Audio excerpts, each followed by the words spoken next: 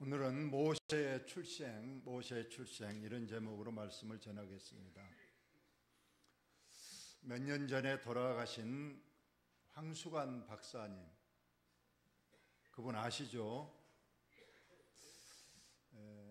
그분이 장로님이셨고 의사로서 여러 가지 또 아주 건강에 대한 강연을 아주 재밌게 잘 하셨어요. 근데 그분이 어느 강연에서 자기 어린 시절의 그 간증을 이렇게 얘기했습니다. 자기가 태어나서 몇 달 안 됐는데 홍역이 걸렸대요. 지금 홍역이야 뭐 병원 가면 낫겠지만 그 당시는 병원이 없던 그 산골에서 태어났기 때문에 아주 이 홍역은 고열이 난답니다. 아주 열이 40도 이상으로 펄펄 끓고 또 온몸에 이제 전신 그 붉은 그 발진이 나고 거기에서 진물이 나고 그리고 이 약을 못 쓰면 이제 고름이 터지다가 결국은 죽게 되는, 그래서 우리 어릴 때 이 홍역으로 많은 어린아이들이 죽였다고 합니다. 그럴 때에 아마 황수관 박사가 태어났는데 병원도 없으니까 홍역이 걸려서 열은 펄펄 끓고 전신에 이제 발진이 나고 고름 진물이 흐르니까 어떻게 할 도리가 없어서 있는데 결국 며칠 있더니 아기가 이제 축 늘어져 가지고 거의 죽게 됐다고 합니다. 그래서 아버지가 이제 체념하고 이제 지게를 이제 준비를 하더랍니다. 옛날에는 뭐 어린아이 죽으면 그냥 가만히에 그냥 싸서 지게 지고 가서 그냥 산에 땅속을 파고 묻어버리는 그런 시절에서 아버지가 이제 지게를 가만히를 준비하고 있는데 어머니도 보니까 아기가 거의 죽었더래요. 그러니까 아버지가 빨리 이제 묻어버리게 이리 데리고 나오라 그랬더니 어머니가 눈물을 흘리면서 그 얘기를 차마 못 넣는 거죠. 그러면서 하나님께 기도했다고 합니다. 어머니 하나님 살려주세요 이 아이를 하면서 온몸에서 그 진물 나고 고름 난 걸 그 어머니가 막 혀로 핥았다고 그래요. 그리고 이제 물로 이제 수건으로 이렇게 닦고 그렇게 하면서 막 밤새도록 기도를 했는데 다행히 아기가 살아났다고 합니다. 그래서 그 아들이 살아나서 그래 의사가 되고 우리에게 많은 건강 지식을 또 알려주는 큰 일을 또 하시고 장로님으로서 또 어디 가서나 모범되게 이렇게 하셔서 우리 기독교에 또 홍보도 많이 하신 그런 박사님이셨습니다. 방금 여러분들이 또 찬양을 드렸는데 그 제목이 요게벳의 노래, 요게벳이 바로 모세의 어머니입니다. 우리 앞전 시간에 그걸 배웠을 거예요. 애굽에 야곱의 식구들이 다 내려갔는데 몇 명 내려갔다고 그랬던가요? 70명. 아들이 벌써 12명이고 요셉은 이미 이제 요셉에 먼저 내려가 있으니까 11명의 아들이고 그의 자부들하고 또 거기에 손자 손녀들 다 합하니까 그때 이제 내려가서 야곱이 137세였으니까 직계 자손들이 70명이나 돼서 70명이 내려갔습니다. 그리고 요셉이 국무총리로 있는 동안에는 대우를 받고 살았겠죠. 그러나 이제 요셉도 죽고 요셉을 잘하는 그 왕도 죽고 시간이 100년, 200년, 300년, 400년이 흘렀어요. 그럴 동안에 그 70명의 이스라엘 백성들은 많이 이제 번창을 했습니다.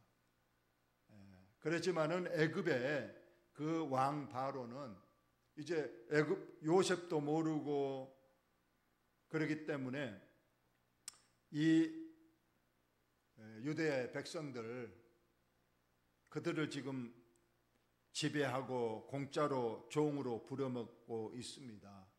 근데 늘 걱정인 것이 이들이 계속 많이 불어나니까 이들이 우리보다 더 많이 인구가 돼서 우리를 이제 대적하고 우리의 적군들하고 내통해서 연합해서 우리를 어찌할까 싶어서 이제 안 되겠다 싶어서 더 힘든 노동을 시키고 그러면서 이제 어린아이들을 더 이상 증가하지 못하도록, 그래서 다 죽일 수는 없고 사내 아이만 나면 죽이고 딸은 살려라.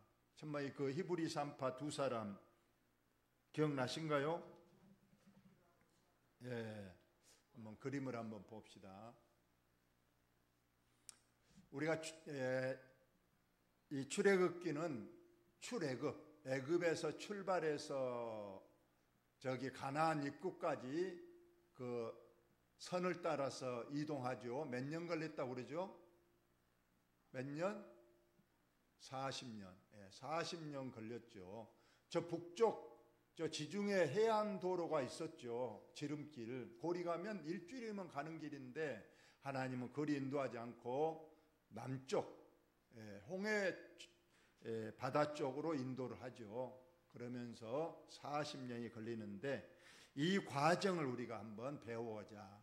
이 과정 속에서 하나님께서 어떻게 역사하시고 인도하셨고 그 우리에게 현재 지금 주는 교훈이 무엇인가를 우리가 지금 보고 있는 그런 내용입니다.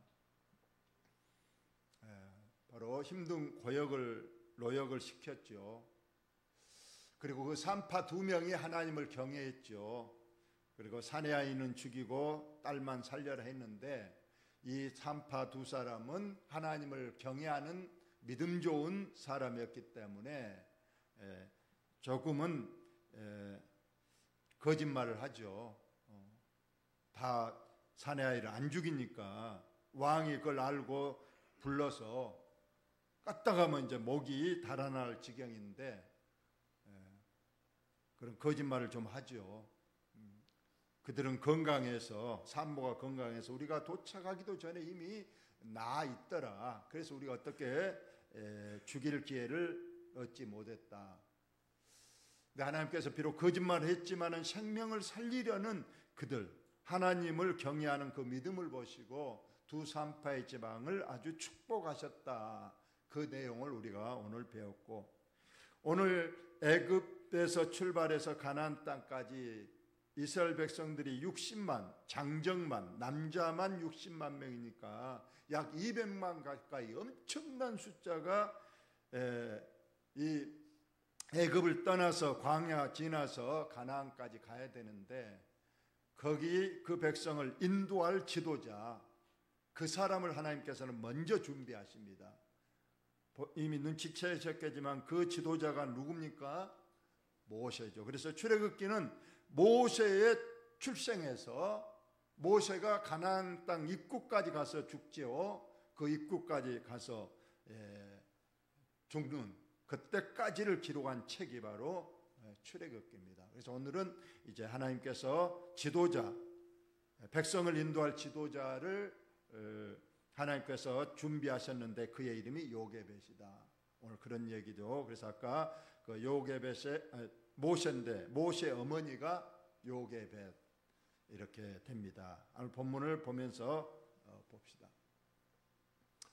레위 가족 중 한 사람이 가서 레위 여자에게 장가들어 여자가 임신하여 아들을 낳을 것이니 그 잘생긴 것을 보고 석 달 동안 숨겼다. 지극히 평범한 이야기입니다. 한 남자가 여자 만나서 결혼하고 아이를 낳았다. 그런데 그 당시에 아이를 낳으면 무조건 사내 아이는 죽여야 되고 딸은 살리는 됩니다. 만약 숨긴 것이 안 죽이고 숨긴 것이 발각되면 아이는 물론이고 가족 전체가 죽임을 당하는 그런 시대에 지금 모세가 출생했다는 것을 말하고 있습니다. 여기선 레위, 두 남자도 레위 지파요 여자도 레위 지파인데 우리가 레위 지파 하면은 나중에 제사장 지파, 주의 종의 지파임을 봅니다. 근데 여기서는 이름을 밝히지 않았지만은 출애굽기 6장 20절 다 같이 읽어봅시다. 시작. 아므람은 그이들의 아버지의 누이 요게벳을 아내로 맞이하였고 그는 아론과 모세를 낳았으며, 그렇게 됐죠. 그러니까 여기서 모세의 형님이 누구고? 아론이고, 그의 아버지 이름은 누구고? 아므람이고, 어머니의 이름은 요게벳이다. 근데 이 아버지와 어머니와의 관계를 여기 보니까 아버지의 여동생이라 이렇게 돼 있죠. 그러니까 모세를 보면 어머님과 동시에 누구예요? 어머니의 여동생, 아버지의 여동생, 고모죠. 여기서는 그런 직계 고모님은 아니시고 좀 먼, 그래도 그 당시에는 이것이 일반적인 결혼 관습이었기 때문에 지금 우리 문화하고는 안 맞지만 그 당시에는 그것이 가능했다. 그래서 일단 아버지는 아므람, 어머니는 요게벳이었고, 여기에 형님이 아론이 있었죠. 아마 형님이 태어날 때는 그 유아 죽이는 그 정책이 없었던 때에 태어난 것 같고, 그 누나도 한 명이 있었어요. 아론 밑에 모세의 누나가 있었는데, 아까도 봤지만은 그 갈대 상자 속에 모세를 넣고 보낼 때 끝까지 따라간 어린 소녀 있었죠. 그것이 모세의 누나입니다. 이름이 미리암이었죠. 미리암. 그렇게 보면서 석 달 숨겼지만은 이제 더 이상은 아기 울음소리도 커지고, 만약 발각되면 아이만 죽는 것이 아니라 아버지, 어머니, 아론, 미리암 다 죽게 생겼다는 거죠. 그래서 이제 더 이상은 숨길 수 없어서 어쩔 수 없이 이제 갈대 상자를 만들어서 갈대 상자 사이에 물이 스며지지 못하도록 역청과 나무찐, 송진을 바르고 아기를 속에 넣고, 위에도 이제 뚜껑 닫아서 나일 강가, 이제 거기에는 갈대가 많이 있죠. 이 파피루스로 가는 이 갈대가 있는데 거기에서 이제 상자를 떠나 보냈습니다. 그리고 그의 누이 이름이 미리암인데 어떻게 되는지, 혹시 멀리 가불고 나서는 모르겠지만 당장 보인 데까지는 혹시 가다가 뒤집어지지는 않을까, 혹은 뭐 악어가 와서 물어가지 않을까 지켜봤다는 거죠. 멀리서. 그러더니 그 상자가 가더니 하나님의 이제 역사가 개입합니다. 바로의 딸, 바로는 파라오, 애굽의 왕이죠. 이 딸은 역사적으로 지금 이름이 기록되어 있고, 이집트의 성지순례 가면 이 바로의 딸의 무덤이 있습니다. 이름이 합셉수트라고 하는데 이분의 지금도 무덤이 있죠. 근데 그 당시 바로의 딸 바로는 아들이 없었다고 그래요. 딸만 하나 있은 거예요. 그러니까 우리가 그 말을 뭐라고 그러죠? 무남동녀입니다. 그래서 이 무남동녀 합셉수트라는 이 여자가 모욕하러 나일강으로 내려오고, 시녀들은 그 공주를 이제 호위하고, 그리고 이제 있는데 그 갈대 상자를 봤다는 거죠. 그래서 그 상자를 가져오라 해서 그 상자를 열어봤더니 다행히 아기가 있었고, 아기가 울고 있어서 그 아기를 본 순간 불쌍히 여겼다는 겁니다. 그러면서 딱 한눈에 알아봤죠. 이것은 애굽 아기가 아니고 히브리 아기다. 그렇다면 어쩌면은 이거 문제의 소지도 있고, 내가 또 아직은 처녀인데 뭐 이 아이인데 뭐 하냐 해서 그냥 보내버리라 한다든가 다른 사람에게 주라든가 했을 것인데, 벌써 하나님께서 이 바로 공주의 딸의 마음을 움직였죠. 그래서 불쌍히 여기게 하고 꼭 내가 키워야 되겠다, 그런 마음을 주셨습니다. 그래서 이거 시녀가 이렇게 하고 공주에게 이제 바쳐서 결국 이제 이 모세는 궁중으로 바로의 궁중으로 들어가게 되죠. 근데 그때 이걸 지켜보고 있던 이 누나 미리암이 얼른 달려가죠. 얼른 그 공주에게 달려가서, 공주는 지금 아직 뭐 처녀니까 젖이 없잖아요. 그러니까 얼른 가서, 이 얘기가 또 히브리 얘기인 줄 알았으니까, 제가 히브리 여인 중에서 젖이 많이 나오는 유머를 알고 있으니까 그 사람을 소개해 드릴까요? 물어봤더니 이것도 다 하나님이 역사하셨기 때문에 공주는 허락하죠. 그래서 이제 바로의 딸이 허락하니까 그 누나가 얼른 집으로 가서 어머니를 데려왔죠. 그러나 그 일을 지금 공주는 알아요, 몰라요? 모르죠.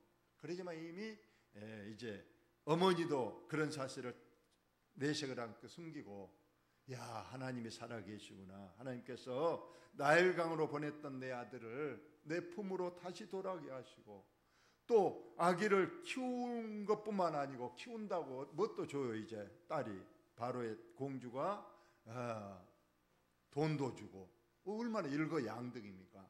그러면서 아기를 키우면서 또 사랑도 주지만은 아기가 좀 커가면서 정체성, 너는 애굽 사람이 아니고 하나님의 백성, 유대 히브리 사람이다. 아마 이런 것을 가르쳐 주면서 모세가 컸다. 그래서 그 아이가 자라매 바로의 딸에게로 데려가니 그가 그의 아들이 되니라. 그가 그의 이름을 뭐라고 지었다고요? 모세. 모세의 뜻은 무엇이라고요? 물에서 건져낸 아이, 이런 뜻이죠. 그러니까 모세라는 이름은 부모가 지었어요? 공주가 지었어요? 공주가 지었죠.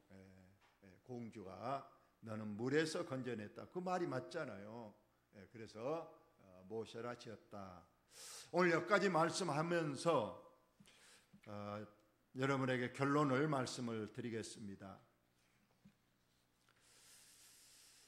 지금 그 아들을 더 이상 키울 수 없어서 갈대 상자에 엮고 이제 나일강에 떠나 보냅니다. 아까도 그 찬양에서 늘 그 말이 반복되는데, 그의 마음, 심정이 어땠을까? 그 어머니의 심정이 어땠을까? 그 말이 자꾸 나오잖아요. 그 보내는 그 마음.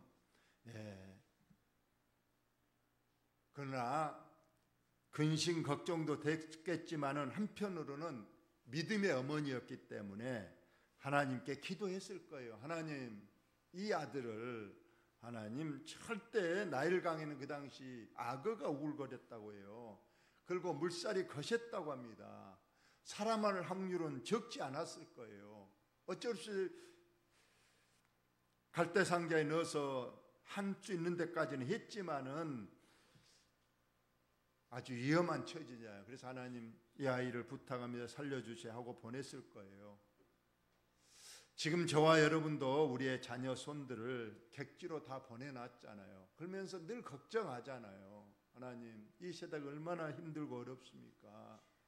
마치 지금 나일강에 보낸 아들을 보낸 어머니 요게벳의 마음처럼 저와 여러분도 우리의 자녀 손들을 위해서 하나님께 기도 많이 할 거예요. 하나님, 이 어려운 또 힘든 시기, 사건, 사고, 질병, 재앙이 많은 이 시대에 하나님, 우리의 자녀 손들을 지켜주시고 보호해 주시고 하나님께서 축복해 주옵소서 하고 기도한 줄로 믿습니다. 하나님 살아계시니 우리의 기도를 들으시고 우리 하나님께서 우리의 자녀 손들에게도 오늘 꼭 축복을 주실 줄로 믿습니다. 기도는 저축이라고 했습니다. 우리가 은행에 자꾸 조금씩 얼마씩 저축을 하잖아요. 우리가 어떤 사람은 땅 속에도 묻는 사람이 있다고 그래요. 옛날에는. 근데 이 땅 속에 묻거나 그러면 분실의 위험도 있고 썩어버릴 위험도 있고 홍수에 떠날 위험도 있습니다. 그러나 우리가 은행에 넣어놓은 것은 그래도 뭐 은행이 부도난다 그런 말도 하지만 그래도 믿을 수 있는 것이 은행이고, 은행에 넣어놓으면 절대 우리가 분실하거나 다른 사람이 절대 도적질하지 못하는 곳이잖아요. 그래서 우리가 기도를 저축하면, 우리가 돈을 저축하면 언젠가는 목돈이 돼서 우리가 찾을 수 있는 날, 우리가 필요할 때 찾아주는 때가 있는 것처럼 저와 여러분이 꼭 우리의 자녀손들을 위한 기도 통장에 기도를 조금씩 해놓으면 그것이 반드시 쌓여서 우리 자녀손들이 나중에 그 기도 통장을 통해서 그 혜택을 여러분이 꼭 누리신 줄 여러분 믿으시기 바랍니다. 우리의 자녀손이 줄 수 있는 것 중에 가장 귀한 것은 돈보다도